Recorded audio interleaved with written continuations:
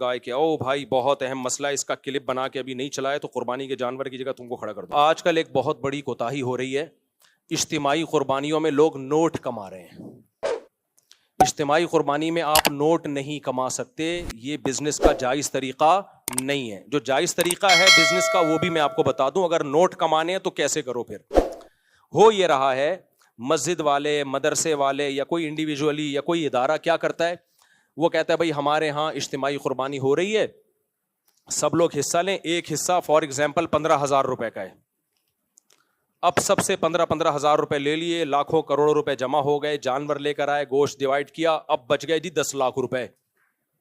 وہ 10 لاکھ پی گئے. نہیں ہے، وہ 10 لاکھ روپے آپ کو سب میں کو ڈیوائڈ کرنے پڑیں گے، واپس کرنے پڑیں گے. وہ مدرسے کا پروفٹ، کیونکہ اگر آپ مدرسے کا وکیل بن کے اجتماعی قربانی کر رہے ہیں تو مدرسہ پروفٹ اگر رکھ رہا ہے تو اس کا مطلب مدرسہ بزنس کر رہا ہے. تو قانونی ادارہ بھی ایک شخص واحد شخص کی طرح ہوتا ہے، جس کو شخص قانونی کہتے ہیں. سمجھ رہے ہیں کہ نہیں سمجھ رہے؟ ادارہ بھی کیا ہوتا ہے، ایک فرد کی طرح بزنس کرے گا. اس کے بھی بزنس کے جائز ہونے کے احکام وہی ہیں جو ایک فرد واحد کے ہیں. کوئی ادارہ سودی لین دین نہیں کر سکتا. مثال کے طور پر آپ نے کسی مدرسے کو 1 کروڑ روپے، مدرسے سے 1 کروڑ روپے قرضہ لیا اور کہا کہ میں ہر سال 1 لاکھ روپے مدرسے کو اس پہ پروفٹ دوں گا، تو دوں گا مدرسے کو، لیکن یہ پروفٹ مدرسے کے لیے جائز نہیں ہے کیونکہ مدرسے سے سودی قرضہ لیا جا رہا ہے. تو ایسے ہی مدرسے کے ساتھ جب بزنس ہوگا تو بزنس کے احکام وہی ہیں جو جمشید کے ساتھ بزنس کے احکام ہیں. وہ کیا ہے وہ میں ابھی آ کے آپ کو بتاتا ہوں. سمجھ رہے کہ نہیں سمجھ رہے؟ تو اب کرنا یہ ہے کہ جب کسی مدرسے یا مسجد کی طرف سے اجتماعی قربانی ہو رہی ہے تو آپ نے یہ کرنا ہے کہ بھائی جتنے ایک حصہ ہم اتنے کا لے کر آئیں گے، جو پیسے بچ جائیں گے ہم آپ کو واپس کرنے کے پابند ہیں، اور اگر آپ اجازت دیں تو ہم مدرسے کے ڈبے میں ڈال دیں. یہ رسید پہ پہلے لکھوا لیں آپ. پھر اب جب وہ پیسے بچیں گے، اگر کوئی شخص کہتا ہے میں نے اجازت دی تھی آپ کو کہ یہ مدرسے میں ڈال دیں لیکن میں وہ اجازت کینسل کر رہا ہوں، مجھے پیسے واپس دو، تو آپ کو دینے پڑیں گے، کیونکہ اس ایگریمنٹ کی کوئی شرعی حیثیت ہے نہیں. یہ بس ایک اخلاقی پابندی ہوگی کہ بھائی میں نے کہا تھا جو پیسے بچ جائیں تو مدرسے میں ڈال دینا، اس وقت میرا موڈ یہی تھا، لیکن پیسے تو چونکہ میرے ہیں تو واپس دے دو مجھے، تو آپ کو واپس دینے پڑیں گے. عام طور پہ دیکھا یہ جا رہا ہے کہ مسجد والے، مدرسے والے جو اس طرح کی قربانی کرتے ہیں وہ واپسی کا آپشن نہیں رکھتے، اور اگر رکھتے بھی، اگر وہ کہہ بھی دیتے ہیں کہ جو پیسہ بچے گا ہم مدرسے میں فنڈ کے طور پہ دے دیں گے، تو پھر یہ نہیں بتاتے کہ یہ لازمی شرط نہیں ہے. لازمی شرط لگا نہیں سکتے نا. یہ جس کا پیسہ ہے جب تک وہ آپ کو عین وقت پہ جب اس کا حق آئے گا تو اس وقت اگر وہ اجازت دیتا ہے تو ٹھیک ہے، نہیں دیتا تو اس کو حق ہے. دیکھو میں آپ سے کہتا ہوں کہ کل میں آپ کو صدقہ دوں گا 50 روپے، آپ سے وعدہ کر لیتا ہوں. کل آپ آئے کہ آپ نے کہا تھا 50 روپے دو، میں کہہ رہا ہوں یار میرا موڈ نہیں ہے، تو آپ زبردستی لے سکتے ہو؟ بھائی ایک وعدہ کیا تھا، ابھی میرا موڈ نہیں ہے. ہم یہ تو کہیں گے یار اب اخلاق کا تقاضا یہ کہ دے دو، لیکن کوئی شرعی پابندی اس پہ ہے نہیں. آپ کے پیسے بھائی میری ضرورت پڑ گئی ہے مجھے، اب اس وقت میں نے کہا تھا میرے پاس تھے، اب میرے پاس ہے نہیں. ہاں آنے جانے کا جو آپ کی ٹینشن ہوئی کرایہ میں دے دیتا ہوں، میرے وعدے کی بیس پہ آپ آئے تو نقصان نہیں ہونے دوں گا میں آپ کو. تو ایسے ہی خوب سمجھ لو کہ جب اجتماعی قربانی کی ہے تو اس پہ جو اضافی پروفٹ ہے آپ نے رسید پہ پہلے لکھوا لیا، لوگوں کو بتا دیا کہ جو پیسہ بچے گا ہم مدرسے کے ڈبے میں ڈال دیں گے. تو ٹھیک ہے، اچھا کام کیا آپ نے. لیکن جب یہ پیسہ بچے گا تو لوگوں میں سے ہر ایک کو یہ حق حاصل ہے کہ وہ یہ پیسہ واپس لے لے. وہ کہیں ہم نے کہا تھا کہ آپ مدرسے میں دے دیے گا لیکن اب ہمارا ارادہ بدل گیا، پیسے ہمارے ہیں تو آپ ہمیں واپس کر دیں.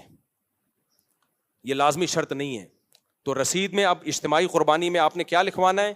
بھائی ایک حصہ اتنے کا ہے، جو پیسے بچیں گے وہ کسی انڈیویجول، کسی فرد کے ہرگز نہیں ہوں گے، وہ تو ویسے ہی حرام ہے، ناجائز ہے. بلکہ جو پیسے بچیں گے ہم مدرسے کو دیں گے، لیکن اگر آپ واپس لینا چاہیں تو آپ کے پاس یہ رائٹ ہے، آپ فلاں تاریخ کو ہمارا پورا حساب ہوگا، عید کے تیسرے یا چوتھے دن آ کے وہ رقم لے جائیں. تو رسید پہ آپ کو اس طرح سے چھپوانا پڑے گا، تب یہ کام حلال ہوگا، ادروائز یہ جائز نہیں ہے. سمجھ میں آ رہی ہے بات؟ اب آپ اگر اس کو پروفٹ کے طور پہ رکھنا چاہتے ہو کہ میں اجتماعی قربانی کروں اور نوٹ بھی چھاپوں، تو پھر آپ نے کیا کرنا ہے؟ پھر آپ نے یہ کرنا ہے. اچھا یہ ناجائز کیوں ہے؟ یہ جو پہلا طریقے میں بزنس ناجائز کیوں ہے؟ ناجائز اس لیے ہے کہ آپ جب اجتماعی قربانی کرتے ہو تو آپ لوگوں کے نمائندے ہوتے ہو ان کے لیے جانور خریدنے کے لیے. وکیل موکل سے کمیشن تو لے سکتا ہے بتا کے. دیکھو وکیل کی دو قسمیں ہوتی ہیں. اب یہ تھوڑا پیچیدہ مسئلہ ہو جائے گا نا, عوام کو سمجھانا تھوڑا سا. وکیل کیا کر سکتا ہے, آپ نے مجھے کہا مفتی صاحب میرے لیے گائے خریدو, میں گائے خریدی آپ کے لیے, راستے میں پہنا دی کسی کو میں نے مہنگے داموں کر کے, کیا میں پروفٹ رکھ سکتا ہوں؟ وہ نہیں رکھ سکتا. بھائی آپ نے تو دوسرے کے رزق پہ خریدی ہے, اگر یہ گائے مر جاتی تو آپ کس سے پیسے لیتے؟ اس سے لیتے. یار تمہاری گائے تھی, اس کو چھین کے بھاگ گیا, میں تو تمہارے لیے لینے گیا تھا. تو اس پہ کوئی پروفٹ نہیں رکھ سکتے آپ. جو ایکسپینسز آئے ہیں وہ لے سکتے ہو, جو جتنا خرچہ آیا ہے. پروفٹ اگر آپ نے لینا ہے تو پھر شریعت کا اصول کیا ہے؟ شریعت کا اصول یہ ہے کہ آپ جب تک کوئی چیز خرید کے اپنی ملکیت اور اپنے قبضے میں نہیں لے لیتے, اس وقت تک اس کو بیچ کے اس پہ پروفٹ نہیں کما سکتے آپ. سمجھ رہے ہو کہ نہیں سمجھ رہے؟ میں نے بھی اجتماعی قربانی کا بزنس کیا ہے, لیکن بزنس بتا کے, اور اس طریقے سے جیسے میں ابھی آپ کو بتا رہا ہوں اس طرح سے آپ کریں, کوئی ہمیں اعتراض نہیں. آپ کیا کہیں گے؟ بھائی یہ مدرسہ بزنس کر رہا ہے, یہ مسجد کا بزنس ہے, یہ غفار بھائی کا ذاتی بزنس ہے. وہ بزنس مسجد کا بھی ہو سکتا ہے, مسجد کے لیے یعنی مدرسے کے لیے بھی ہو سکتا ہے, اور کوئی انڈیویجول کوئی فرد بھی بزنس کر سکتا ہے. اس کا طریقہ یہ ہوگا کہ آپ نے یہ نہیں کہنا کہ ہمارے یہاں اجتماعی قربانی ہو رہی ہے, اتنے کا حصہ پڑ رہا ہے. آپ نے جانور خریدنا ہے, فیس بک پہ اس کی تصویر ڈالنی ہے, یوٹیوب پہ تصویر ڈالنی ہے, بھائی یہ جانور ہے, ایک حصہ ہم 15,000 کا فار ایگزامپل بیچ رہے ہیں. اس جانور کا مالک کون ہے؟ آپ ہو. اس دوران یہ جانور مر گیا, نقصان کس کا ہے؟ آپ کا. یہ میرا جانور ہے, میں چاہوں جانور بیچ دوں جتنے کا, چاہوں تو حصہ بیچ دوں جتنے کا. تو یہ میرا جانور ہے, میں نے کتنے کا خریدا یہ آپ کا ہیڈک نہیں ہے. جو لوگ خریدنا چاہتے ہیں 15,000 کا ایک حصہ ہے, خرید لیں. سمجھ رہے ہو کہ نہیں سمجھ رہے؟ تو وہ 15,000 کا جب خریدیں گے, دو دوسرے نے بھی 15, تو یہ 7 حصے آپ نے دوسروں کو بیچ دیے, گویا آپ کی پوری گائے بک گئی. اس پہ جو پروفٹ ہوا وہ کس کا ہے؟ بولو آپ کا. اب اگر گائے ہلاک ہوتی ہے بکنے کے بعد تو نقصان ان کا ہے, اس سے پہلے ہلاک ہوتی ہے تو نقصان کس کا ہے؟ آپ کا.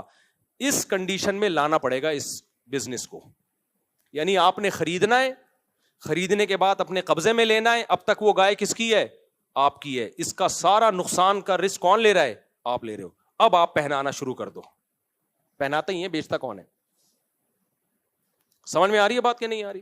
اور آسان طریقہ بتاتا ہوں. آپ کہو گے بھائی ہم 100 گائے اٹھا کے لے آئے, کوئی خرید ہی نہیں رہا, تو ہم کیا کریں گے؟ بکنگ پہلے شروع کر دو. بے شک بکنگ کا طریقہ کیا ہے؟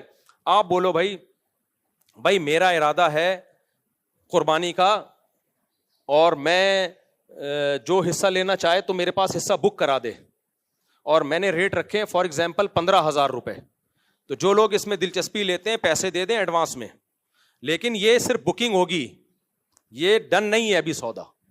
جب میں جانور لاؤں گا, آپ کو جانور دکھاؤں گا, اس کے بعد آپ اگر خریدنے میں دلچسپی رکھتے ہو تو سودا ڈن کر دینا, نہیں رکھتے ہو تو 15,000 واپس لے لینا. سمجھ میں آ رہی ہے بات کہ نہیں آ رہی؟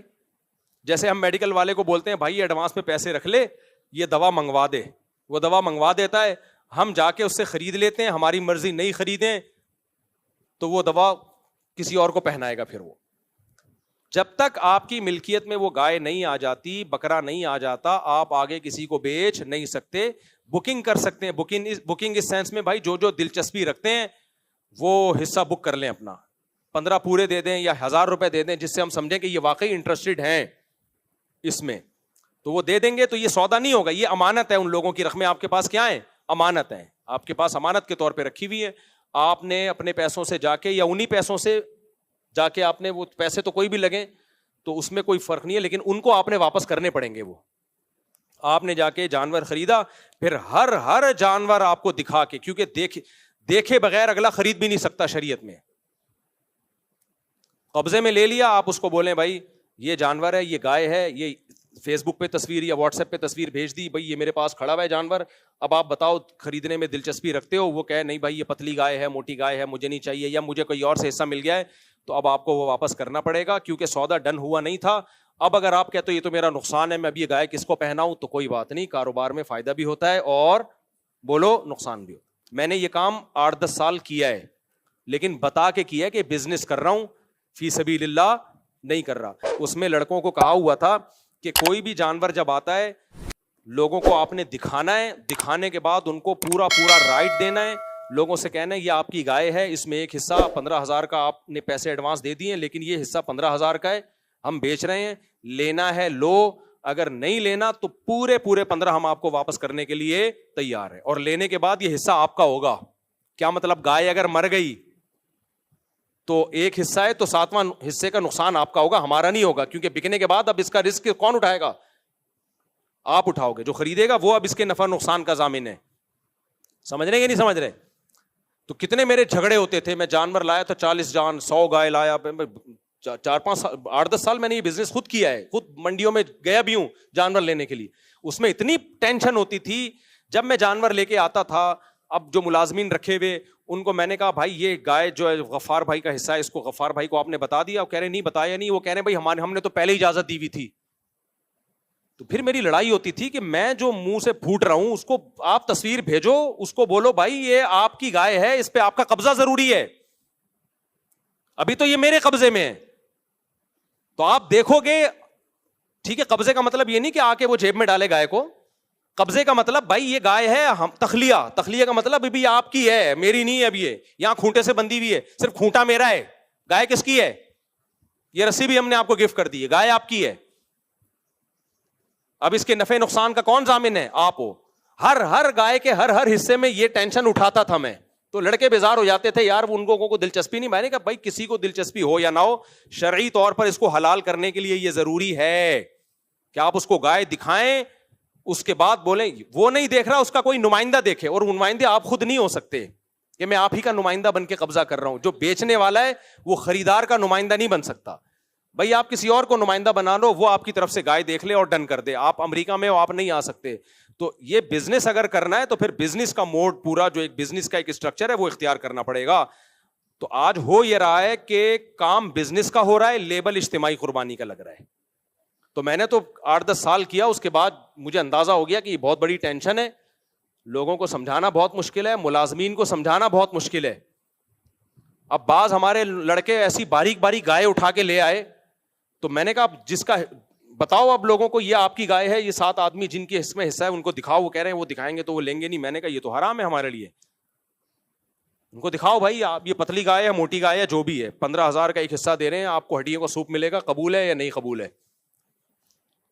تو اب جو امریکہ کینیڈا میں بیٹھا ہے اس کو تو دلچسپی نہیں ہوتی نا, کہہ رہے ہیں بھائی ہمارے کیا. ہم کہتے ہیں آپ کو دلچسپی نہیں ہے, لیکن شرعی طور پر حلال کرنے کے لیے کاروبار کو یہ ضروری ہے کہ آپ دیکھیں یا آپ کا کوئی نمائندہ دیکھ کے ڈن کرے, دیکھے بغیر ڈن کرنے کا کوئی اعتبار نہیں ہے.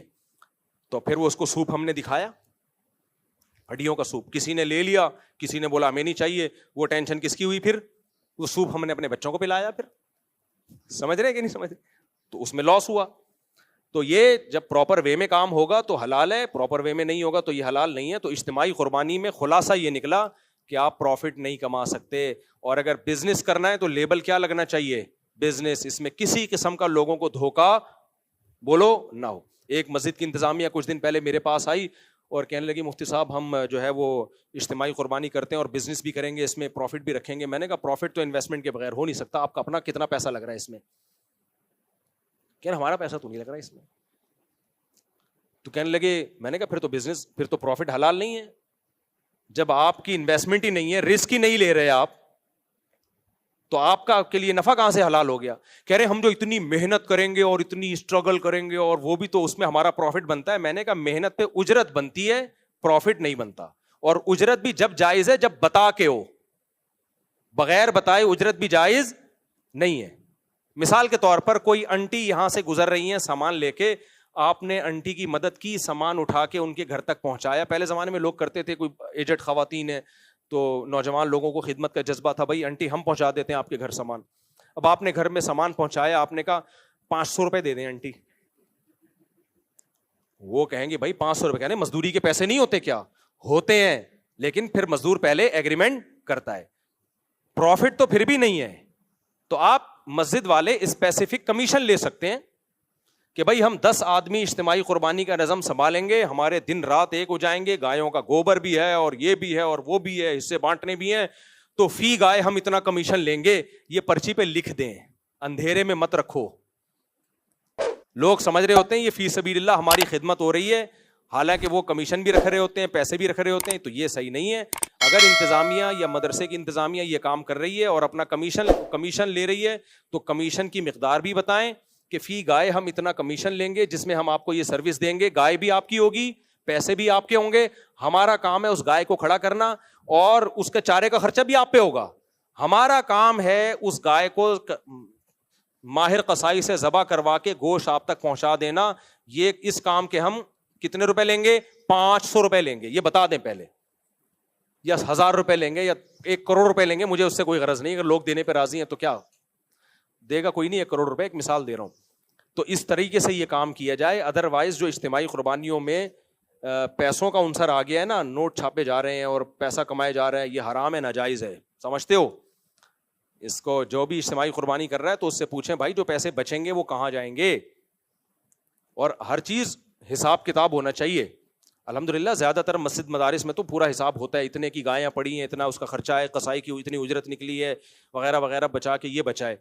تو وہ بچا ہوا حد تک تو ٹھیک ہوتا ہے, بچا ہوا گیا کہاں, آگے کچھ پتہ نہیں ہوتا کہاں گیا وہ. تو وہ جو بچا ہوا ہے وہ لوگوں کو واپس کرنا پڑے گا. اور پھر اس کا نام, اگر بزنس کر رہے ہیں تو پھر اس کا نام اجتماعی قربانی نہ رکھیں, کیونکہ اجتماعی قربانی سے پہلا میسج یہی جاتا ہے کہ آپ لوگوں کی نمائندے بن کے ان کو ایک سہولت دے رہے ہیں, تو اس کو پھر بزنس ہی کریں.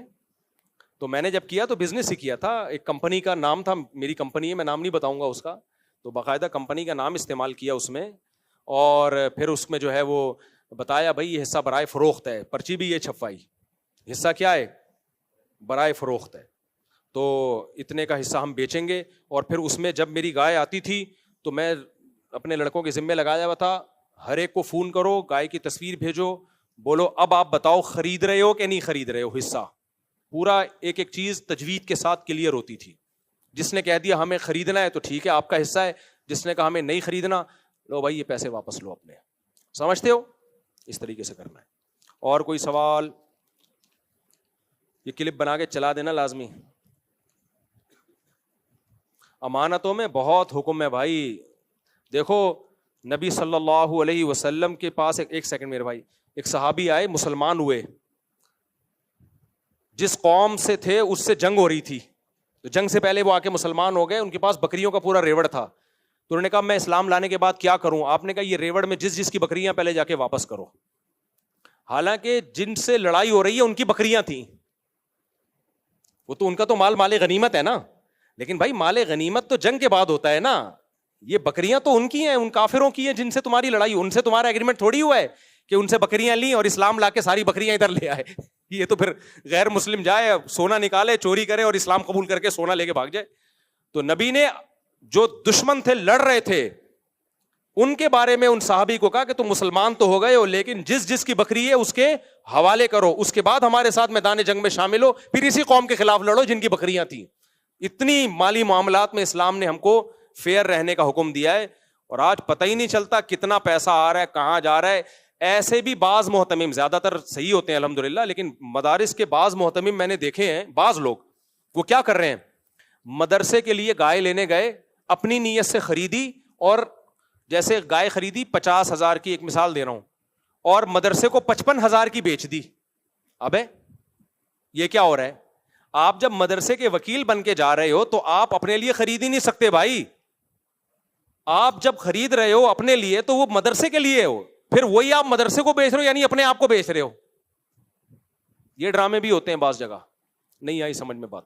میں اس کی ایک مثال دیتا ہوں. غفار بھائی نے آپ کو 1 لاکھ روپے دیے اور بولا جا میرے لیے گائے لے کر آ. آپ نے 1 لاکھ کی گائے خریدی غفار بھائی کے لیے, اور پھر دل میں یہ نیت کی کہ غفار بھائی تو یہاں ہے نہیں, میں غفار بھائی کا نمائندہ بھی ہوں اور میں خود ستار ہوں, تو میں ستار بن کے غفار کو یہ 1 لاکھ کی گائے 1,10,000 میں بیچتا ہوں. یہ جائز ہے کیا؟ نہیں جائز. سمجھ میں آ رہی ہے بات؟ دوبارہ سے جمشید نے بھیجا آپ کو, جا بھائی تو جا, میں تیرے سارے خرچے اٹھاتا ہوں, سب منڈی آنے جانے کا خرچہ میرے ذمے, بھلے تو خرچ کر لیکن ذمے کس کے ہے؟ میرے. وہاں چائے بھی پینا, کھانا بھی کھانا, یہ سارے ایکسپینسز میرے ذمہ, بھلے اپنے پیسوں سے کھا, لیکن ذمہ کس کا ہے؟ میرا ہے. اور تو میرے لیے گائے خرید. آپ گئے, آپ کا نام ہے وسیم, آپ نے وہاں جا کے 1 لاکھ کی گائے خریدی, خرچہ سارا کس کا ہو رہا ہے؟ ذمہ داری کون اٹھا رہا ہے؟ جمشید. پھر آپ نے کہا کہ یار یہ خریدی تو ہے, سارا خرچہ تو جمشید کے ذمہ, اگر یہ گائے مر جاتی تو نقصان بھی جمشید کا ہوتا, اور میں گیا بھی جمشید کی طرف سے, ساری دنیا کو پتا ہے میں جمشید کے لیے گائے خرید رہا ہوں, لیکن میں ہوں تو جمشید نہیں نا, میں ہوں وسیم. تو یہ گائے جو میں نے 1 لاکھ کی خریدی ہے, تو میں نے وسیم جو میں سچی مچی کا ہوں وہ بن کے میں نے جمشید کو 1,10,000 میں بیچی. اور پھر آپ نے جا کے جمشید سے کہا کہ یہ گائے 1,10,000 کی ہے. جمشید کہہ رہا ہے کیسے 1,10,000 کی ہے؟ بولو چھوڑو, میں نے جس سے خریدی ہے وہ اس نے 1,10,000 کی بیچی ہے, اور میں نے خریدی کس سے ہے؟ اپنے آپ سے خریدی ہے. تو بعض مدرسوں میں یہ بھی میں نے دیکھا ہے, بعض میں, سب زیادہ تر مدرسے ٹھیک ہی ہوتے ہیں الحمدللہ, کہ وہ محتمم کمبخت کیا کر رہا ہے, پہلے 50 گائے خریدتا ہے اپنے لیے, پھر وہ گائے پروفٹ رکھ کے بیچتا ہے کس کو؟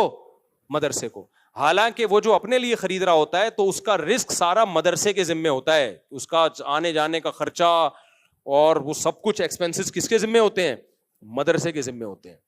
تو یہ جائز نہیں ہے کہ آپ ایک ہی طرف سے وکیل بھی بن رہے ہو اور موکل بھی بن رہے ہو, یہ نہیں ہوتا. اس زمانے میں کوئی مالی معاملات میں ٹھیک ہو جائے نا, بس وہ جنت میں جائے گا, مذاق نہیں. بہت گڑبڑے ہیں پیسوں میں. ٹرسٹ لوگ کیا کرتے ہیں, آپ نے ایک ٹرسٹ بنا لیا بہترین قسم کا, غریبوں کو راشن بانٹوں گا, اور اپنی راشن کی دکان بھی کھول لی فوراً. اب آپ تھر میں 1 کروڑ کا راشن بانٹ رہے ہو, وہ سارا 1 کروڑ کا راشن کہاں سے جا رہا ہے؟ بولو, آپ کی دکان سے جا رہا ہے. ایک صاحب نے ایسا کیا, میں نے کہا میرے بھائی یہ 1 کروڑ کا راشن آپ ہی کی دکان سے جا رہا ہے, یہ تو آپ کا بزنس چمک رہا ہے. کہتے ہیں اس میں غریب کا نقصان کیا ہے, میں سستا دے رہا ہوں. بات معقول ہے بھائی, اگر آپ سستا دے رہے ہیں تو آپ سے لیں, بے شک پھر آپ کا فائدہ ہو جائے تو کوئی غلط بات نہیں ہے. میں نے کہا آپ کہاں سے لے رہے ہو؟ جتنا سستا آپ ٹرسٹ کو بیچ رہے ہو اس سے زیادہ سستا آپ کہیں سے اٹھا رہے ہو, تو آپ اپنے ٹرسٹ کا مال ڈائریکٹ وہاں سے کیوں نہیں اٹھا لیتے؟ نہیں آئی میرا خیال ہے بھائی, آپ اپنے ٹرسٹ کا مال ڈائریکٹ وہاں سے اٹھاؤ جہاں سے آپ اپنے جنرل اسٹور کا مال اٹھا رہے ہو, اپنے گودام کا مال اٹھا رہے ہو. پھر آپ کے لیے حلال ہے. یہ پوری دنیا میں اتنا سستا کہیں اویلیبل ہی نہیں ہے, آپ کی دکان میں سب سے سستا, پھر آپ اٹھا لو بھائی, کوئی بات نہیں, غریب کو بھی فائدہ ہے سستے میں, ٹرسٹ کو بھی فائدہ ہے, آپ کو بھی فائدہ ہے. لیکن ہو ایسا نہیں رہا ہوتا, ہول سیلر کوئی اور ہے. تو آپ اتنا مال جب کروڑوں کا اٹھا رہے ہو تو اس ہول سیلر سے اٹھاؤ نا جو سب سے کم ریٹ لگائے. تو سب سے کم تو وہ لگا رہے جس سے آپ لے رہے ہو. کہتے ہیں اس تک ہماری رسائی نہیں ہے, تو تم نے مال وہاں سے کیسے اٹھا لیا اگر تمہاری رسائی نہیں ہے اس تک؟ یہ 2 نمبریاں ٹرسٹوں میں ہو رہی ہیں. نہیں آئی میرا خیال ہے بات. بالکل ایسے جیسے اسکول کا یونیفارم خریدو تو کہاں سے ملے گا؟ اسکول سے ہی ملے گا. یہ ایسا یونیفارم ہے, آج تک کوئی ٹیلر مارکیٹ میں ایسا پیدا ہوا ہی نہیں ہے کہ وہ یونیفارم کسی کا باپ بھی بنا سکے. یہ سب غلط طریقے ہیں پیسہ کمانے کے, یہ دھندے چل رہے ہیں. اللہ بچائے یار, انسان کا بچہ بننا, خدا کی قسم ہمارے حضرت فرماتے تھے سب کچھ ملے گا مارکیٹ میں, انسان نہیں ملے گا. انسان کا ملنا بہت مشکل ہے. اور یہ حضرت نے پتہ ہے کب کہا تھا؟ جب حضرت چاہتے تھے اپنا نائب کسی کو بناؤں. میرے شیخ مفتی رشید احمد صاحب پہ بہت, ان پہ اشکالات ہو سکتے ہیں, ان کی رائے سے اختلاف ہو سکتے, ان کے تقوی پر آج تک کسی نے انگلی نہیں اٹھائی. بہت پرہیزگار تھے,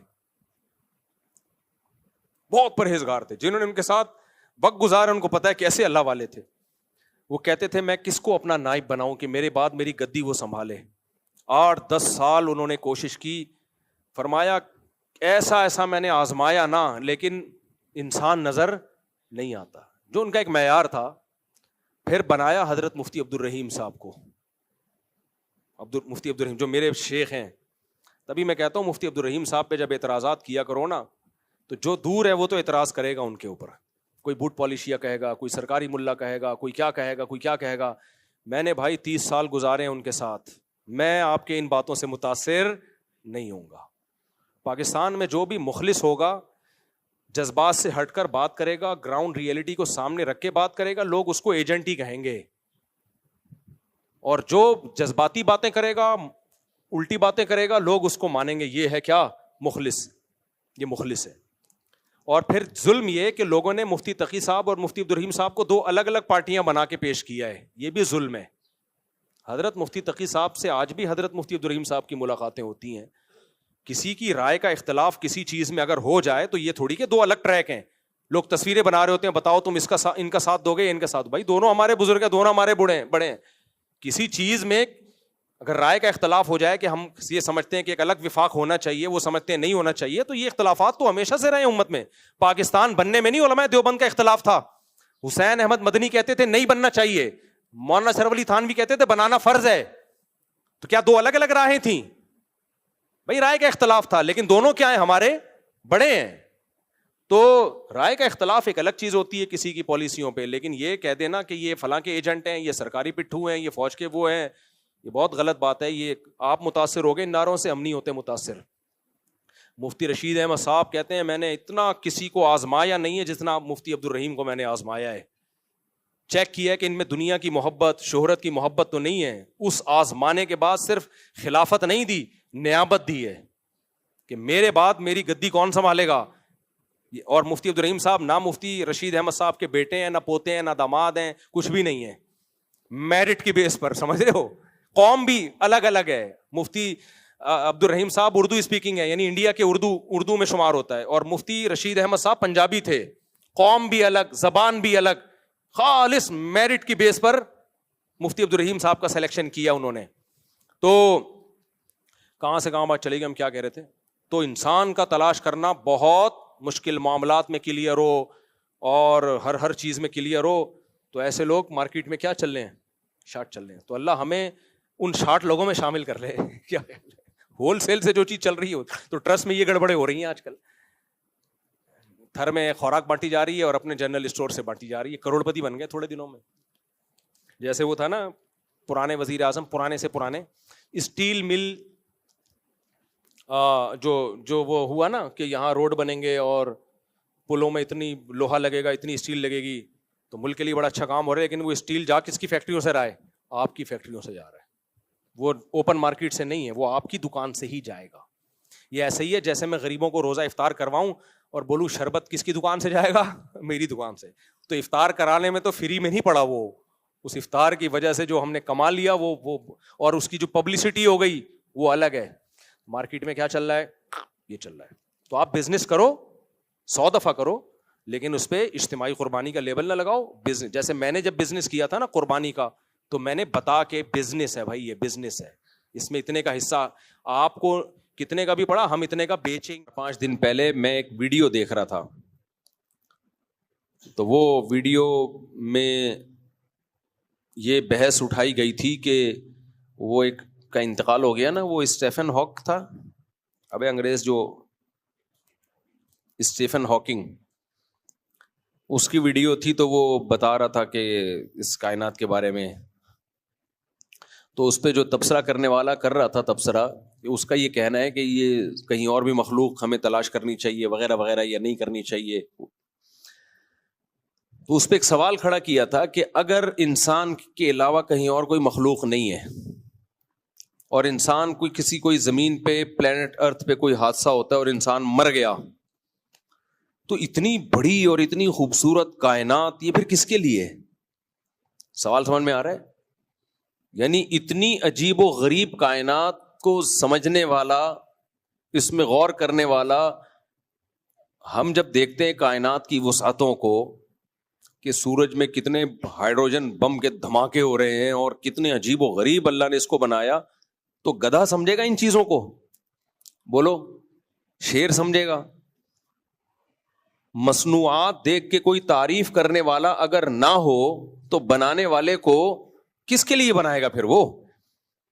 یار کسی کمپنی نے بہت خوبصورت پروڈکٹ بنائی، بہت زبردست بنائی، اور وہ لانچ کر ہی نہیں رہی، اس کو مارکیٹ میں لا ہی نہیں رہی ہے. اس کو تہخانے گاڑی بنائی جاپان نے کوئی بہت ہی زبردست، اور گاڑی کو تہخانے میں بند کر کے لاک کر دیا اور کہا قیامت تک اس کو کوئی نہیں دیکھے گا. اور گاڑی ایسی شاندار بنائی کہ وہ یوں سمجھے کہ وہ گاڑی بھی ہے، جہاز بھی ہے، اور بہت ہی کوئی نئی چیز بنائی انہوں نے. بڑی محنت سے اربوں خربوں روپے لگا کے, اور بنانے کے بعد اس کو زیر زمین بند کر دیا. اب لوگ کہہ رہے ہیں بھائی دکھاؤ تو صحیح پبلک کو, لوگ کہیں یار جاپان ہے, تو وہ کہے نہیں یار ہم نے کسی کو نہیں دکھانی ہے, نظر لگ جائے گی اس کو, ہم اس کو اب قیامت تک بند کر کے رکھیں گے. تو یہ بیکار کوشش ہوئی کہ نہیں ہوئی؟ بولو یار, تم ایک چیز بنائی ہے, تم نے 4 شادیوں پہ کتاب لکھی ہے, تو استغفر اللہ, وہ مجھے لوگ کہہ رہے ہوتے ہیں ابھی تک مارکیٹ میں کتاب نظر نہیں آ رہی, وہ میرا قصور نہیں ہے, وہ ان لوگوں کا قصور ہے کتاب والوں کا. خیر اب تو مارکیٹ میں آ گئی ہے, لیکن بہت سے لوگ سوال کر رہے ہوتے ہیں. خیر تو وہ کہتے ہیں کہ بھائی یہ جو کائنات, اگر اس کو تو سمجھ کون رہا ہے؟ انسان نا.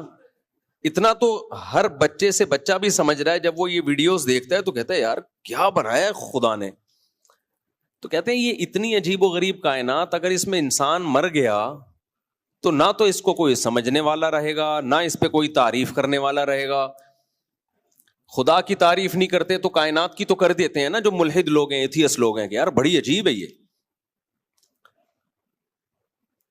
تو اس سے پتہ چلتا ہے کہ اس کائنات کو سمجھنے کے لیے, غور و فکر کرنے کے لیے, ترقی کرنے کے لیے, یا غور و فکر کر کے بنانے والے کی تعریف کرنے کے لیے, یہ مخلوق صرف اور صرف یہ کون سی مخلوق ہے؟ انسان ہے, جو دیکھتا ہے حیران ہوتا ہے.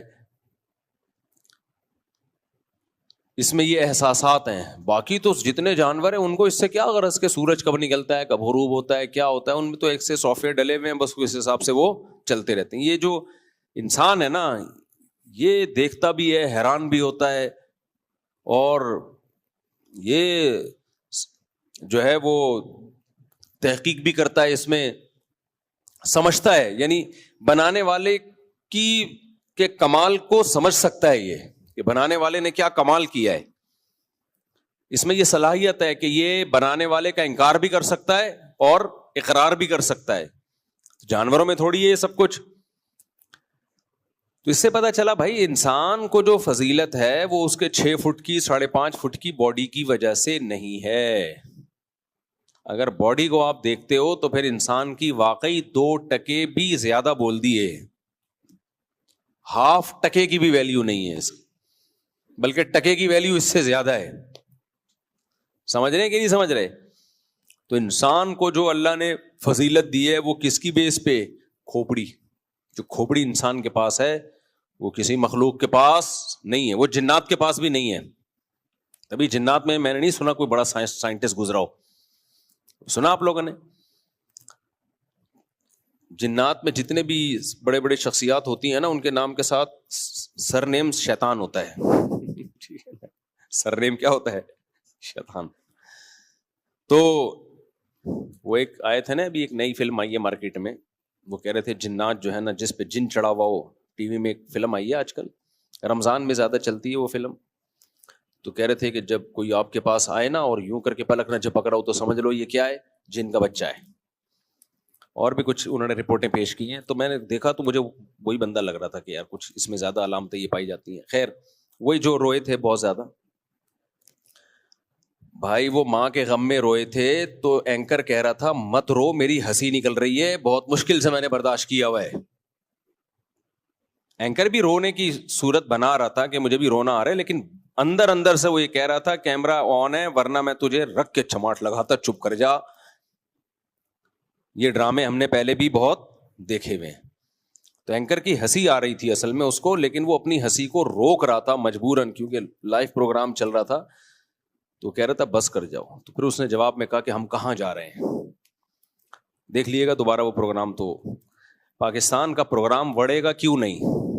جس کی جو فیلڈ نہیں ہے وہ اس کام میں لگا ہوا. کسی کو بھی کڑائی کرتا پہنا کے, ٹوپی پہنا کے بٹھا دو لے جا کے, نام تک نہیں دیکھو کہ اس کا جو شناختی کارڈ پہ نام ہے وہ یہی وہ نام ہے یا کچھ اور نام چینج تو نہیں کیا ہوا اس نے. اور پھر لوگ تبصرے کر رہے ہوتے ہیں, ماشاءاللہ ماشاءاللہ کہہ رہے ہوتے ہیں. بھائی پہلے صلاحیت ہو. وہی بات ہے نا, ایک صاحب سے میں نے کہا کہ بھائی یہ جو آپ آج کل کے اسکالرس کو فالو کر رہے ہو, کہہ رہے نہیں وہ بات قرآن و حدیث سے کرتے ہیں. میں نے کہا آپ کو پتہ کیسے چل جاتا ہے؟ کہ یہ حدیث کا ترجمہ صحیح کر رہے ہیں یا جو حدیث پیش کر رہے ہیں اس کے مقابلے میں دوسری حدیث بھی ہے یا نہیں ہے. تو میں نے کہا مجتہدین کو کیوں فالو نہیں کرتے؟ ابو حنیفہ، شافعی، ان لوگوں کو فالو کرو جو امت کے ریسرچر تھے یہ بہت بڑے. تو کہتے ہیں کیا ان سے امام حنیفہ سے غلطی نہیں ہو سکتی، امام شافعی سے غلطی نہیں ہو سکتی؟ تو میں جواب میں کہتا ہوں ایک ہے غلطی کسی اہل سے ہو، جو غلطی کا اہل ہو، جو تحقیق کا اہل ہو، اس سے غلطی ہوگی تو معاف ہے. جو تحقیق کا اہل ہی نہیں ہے وہ درست بات بھی کرے گا تو معاف نہیں ہے. دیکھو ایک ڈاکٹر علاج میں غلطی کرتا ہے اس کو معاف کیا جا سکتا ہے، بہت بڑا ڈاکٹر ہے یار، اس دفعہ غلطی ہو گئی، ٹانگ صحیح نہیں جڑی. لیکن کسی قصائی سے آپ نے آپریشن کرا لیا، وہ اگر ٹانگ جوڑ بھی دے گا نا معاف نہیں کیا جائے گا کہ تو نے ہاتھ کیوں لگایا، یہ تو قدرت کی چمتکار ہو گئی، کوئی قدرت کی طرف سے کہ جڑ گئی، مطلب تجھے یہ اتھارٹی کس نے دی ہے کہ تو آپریشن کر. وہ اگر صحیح بات بھی کرے گا تو شریعت میں اس کی بات مردود ہے، بھائی تو اہل نہیں ہے. جو اہل ہوتے ہیں اذا اجتہد المجتہد، حدیث میں آتا ہے مجتہد جب اجتہاد کرے فإن أصاب فله اجران، درست نتیجے تک پہنچے 2 اجر، وإن أخطأ فله اجر، غلطی کرے تو بھی اجر، کیونکہ اس کے بس میں جو تھا اس نے کر لیا. لیکن جو آدمی اہل ہی نہیں ہے، آپ یونیورسٹی میں پڑھا آپ نے کیا ہے اور آپ لوگوں کو مسائل بتا رہے ہو، بھائی آپ تو اگر صحیح بات بھی کہو گے تو آپ کو اجر نہیں ملے گا، آپ اس فیلڈ کے ہو نہیں، آپ اہل نہیں ہو. اور جو اس سے مسئلہ پوچھے گا وہ بھی گمراہ ہوگا. یہ بخاری کی حدیث ہے، میں اپنی طرف سے نہیں کہہ رہا. حدیث میں آتا ہے قرب قیامت میں علماء ختم ہوں گے، لوگ جاہلوں کو سردار بنائیں گے، اپنا فتویٰ دیں گے جاہل لوگ. یہاں جاہل سے کیا مراد ہے کہ وہ ڈاکٹر نہیں ہوں گے یا وہ انجینئر نہیں ہوں گے یا وہ سائنٹسٹ نہیں ہوں گے، نہ دین کے علم میں کیا ہوں گے؟ جاہل. فرمایا ضلوا واضلوا، وہ فتویٰ دیں گے، لوگ اس فتوے کو فالو کریں گے ان کی چرب زبانی کو دیکھ کر، ان کے ریفرنسز کو دیکھ کر، خود بھی گمراہ ہوں گے، پبلک کو بھی گمراہ کریں گے. آپ کو یہ ریفرنسز کو دیکھ کر حدیث میں تو نہیں ہے، یہ الفاظ تو میں اپنی طرف سے ایڈ کر رہا ہوں. بھائی جب وہ فتویٰ دیں گے تو اپنا منجن بیچنے کے لیے کچھ تو سہارا لینا پڑے گا نا ان کو، کچھ تو سہارا لینا پڑے گا، کچھ تو بھرم میں لانے کے لیے کچھ تو کرنا پڑے گا ان کو. لوگ ان کے ان باتوں سے متاثر ہوں گے. آپ نے فرمایا حدیث سے صاف پتہ چلتا ہے فتویٰ دینے کا اہل مفتی ہے، عالم ہے، مجتہدین ہیں جن کو امت نے فالو کیا ہے، اس کے بغیر نہیں ہو سکتا. تو یہ پاکستان میں ہی ہے، اب سعودی عرب میں نہیں ہے، ملیشیا میں نہیں ہے، کہیں بھی نہیں ہے دنیا میں یہ اتنی آزادی. سعودی عرب میں آپ دیکھیں تو دکھاؤ فتویٰ، آپ کو فوراً حکومت اٹھائے گی. آپ کہو میں نے قرآن حدیث کے مطابق بالکل صحیح فتویٰ دیا، وہ شرطیں رکھ کے چمٹ لگائیں گے تمہیں کہیں گے بھائی تو نے پڑھا کیا ہے؟ تو آپ بتاؤ گے کہ میں نے جی میڈیکل سائنس پڑھی ہے، تو کہے گا ادھر جا کے فتویٰ دے. تو میڈیکل سائنس کی باتیں کرو آپ کو فتویٰ دینے کی اجازت نہیں ہے. صرف یہ پاکستان میں چل رہا ہے سسٹم، الیکشن میں صرف سسٹم نہیں ہے، ہر جگہ کیا چل رہا ہے؟ سسٹم. خالی الیکشن میں ہوتا تو چلو کوئی بات تھی یار، برداشت کر لیتے. برداشت تو اب بھی کر ہی رہے ہیں، کرنا ہی پڑے گا، اور ہمارے پاس کوئی برداشت کے علاوہ کوئی آپشن ہے نہیں. اور کراچی میں تو ہم بچپن سے دیکھتے آ رہے ہیں، گاڑیوں کے پیچھے لکھا ہوتا ہے تپڑ ہے تو پاس کر ورنہ برداشت کر. تو اس سے اتنا اللہ کا شکر ہے یہ دماغ میں یہ چیز بیٹھ گئی ہے کہ یار یا تو پاس کرو یا کیا کرو، برداشت کرو. تو یہ کراچی کا احسان ہے ہمارے اوپر، ہمیں یہ بات بچپن سے سکھائی. رکشوں ٹیکسیوں کے پیچھے لکھ کے، رکشے نے لکھا ہوتا ہے تپڑ ہے تو پاس، اور ٹرک کو بتا رہا ہوتا ہے. کانفیڈنس دیکھو یار آپ. اور ٹرک والا اس کو اوورٹیک نہیں کر سکتا، رکشے کو ایسے ایسے گھما رہا ہوگا، وہ رکشہ بھی ایسے ایسے. تو تپڑ ہے تو پاس کر ورنہ برداشت کر. یہ بڑی سیکھنے کی بات ہے. اب سسٹم ہے، یہ سسٹم ہے، ہم چینج نہیں کر سکتے، تو نہیں پاس کر سکتے تو کیا کریں گے بھائی؟ برداشت کرو. تو جو جس کی فیلڈ نہیں ہے وہ اس میں کوئی مفتی بنا ہوا ہے، کوئی حکیم بنا ہوا ہے. حکیموں میں منجن دیکھ لو یار، برباد کیا ہوا ہے یوٹیوب کی دنیا میں.